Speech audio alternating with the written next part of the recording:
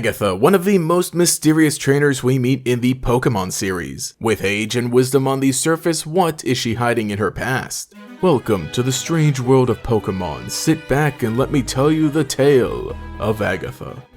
Like many more memorable characters, we meet Agatha in the very first Pokémon games. She is one of the members of Kanto's Elite Four, stated to be a master of Ghost-type Pokémon. However, because there was only one evolution line of Ghost types in the first generation, that being the Gengar family, the most common type among her Pokémon is Poison-type, because the gaps are filled in by Arbok and Golbat, both creepy Pokémon in their own right. And in rematches of future games, she would end up using Pokémon like Misdreavus and Alolan Marowak. But being the first Ghost-type specialist, I actually really like her design. While she seems like a simple old woman, that actually does a lot to tell you about her. In this game, the only other important senior citizen we battle is Blaine, who's got his own rabbit hole of history. This simple and older fashioned style of clothing, along with her confident expression and firm grasp on her cane, make her look extremely experienced. I also love how her cane has a Pokeball at the handle, and in Pokemon Generations we not only get to see that it's a functional Pokeball, but that it contains her terrifying ace Pokemon, Gengar. With Pokemon Let's Go Pikachu and Eevee, Agatha received a bit of a redesign. She looks a bit shorter, but so does everybody else in this game.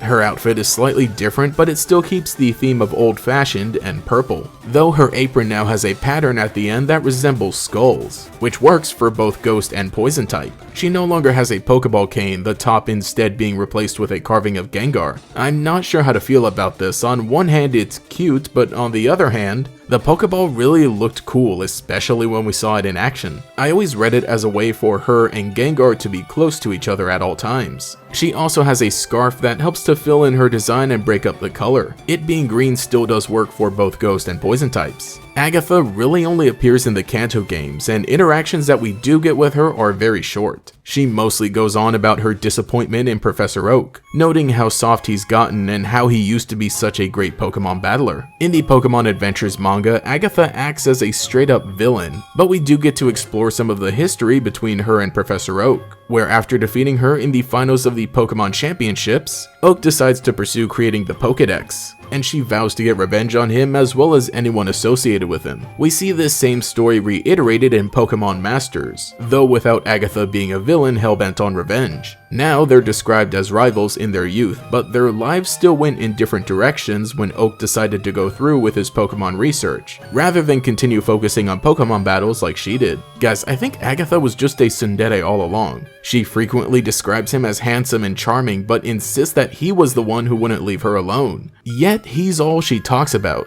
So these two now have an established past together. A fun fact is that in Pokemon Masters we do also get to see them battle, with Agatha using her Gengar and Professor Oak using Nidorino, which is a cool reference to the opening cinematic of the original Pokemon games. And also I realized that Nidorino was the first Pokemon Professor Oak shows us in the introduction of the game, so maybe this battle was meant to be between these two rivals all along. Sadly, there isn't much more in Agatha's future. When it came time for Pokemon Gold and Silver, the members of the Pokemon League were changed up a bit. While Lance moved up to the position of champion and Bruno stays, that leaves Lorelei and Agatha out of the picture with no explanation. Though in Fire Red and Leaf Green there's some extra lore about Lorelei, as she's now stated to have grown up on the Sevi Islands, and is implied to eventually retire there with her family whenever she decides to leave the Pokemon League. But nothing is ever said about Agatha ever again. With a character being so old and rarely seen, it kind of makes you think that maybe she died. There's no proof of any of this, but how sad would that be? She always seemed bitter and ultimately unfulfilled due to her broken friendship with Professor Oak, and the only time we truly see them interact is in an alternate world of Pasio in Pokemon Masters. Well, Agatha did appear in the Pokemon anime all the way at the start of the Battle Frontier arc,